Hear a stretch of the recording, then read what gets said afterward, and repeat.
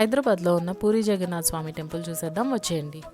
బొల్లారం పూరి జగన్నాథ్ స్వామి temple మాకు అమీన్పూర్ నుంచి 35 minutes చూపించిందండి అప్రాక్సిమేట్గా టైము. మేమైతే స్టార్ట్ అయిపోయాము.